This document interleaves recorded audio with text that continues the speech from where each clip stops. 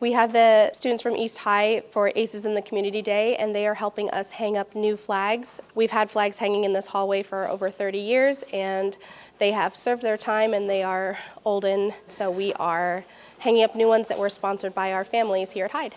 Somebody sewed the old flags and that was wonderful, but we wanted to have something like really weather resistant, and we wanted the hallways to be representative of our families because we have families that come from all over the world, and some of the kids were saying like, well, my dad is from the Ivory Coast and the Ivory Coast flag isn't here.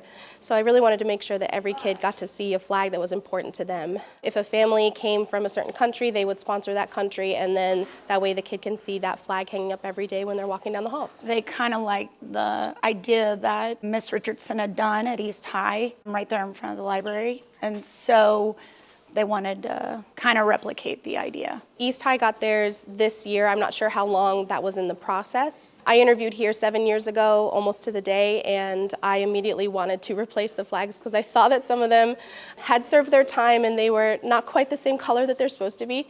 So this is something I've been working on for 7 years, and we finally just got the go-ahead, and the families really supported it and they really wanted to be a part of it. We've actually teamed up with East High School before. This year we were blessed to be able to team up with them for their ACES in the Community Day. Pretty much every teacher had to kind of decide what they wanted to do with their ACE time group.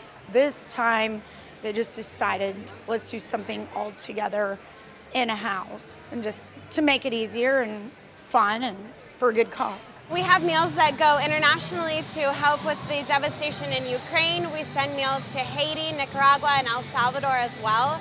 But these meals are going local to help those that are in need in our own backyard. East High is actually packing meals for Nana, and we had to get about $20,000 to be able to do the event today. There are probably 4 groups that actually went outside of East High to do something else, because normally, this happens every year and everyone kind of knows that.